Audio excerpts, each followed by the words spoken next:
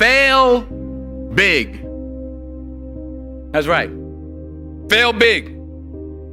Today is the beginning of the rest of your life, and it can be very frightening. It's a new world out there. It's a mean world out there, and you only live once.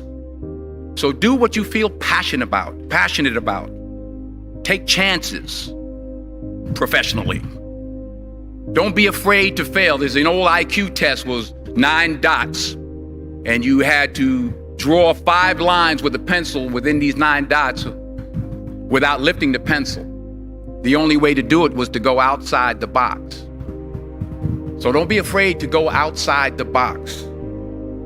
Don't be afraid to think outside the box. Don't be afraid to fail big, to dream big. But remember, dreams without goals are just dreams, and they ultimately fuel disappointment.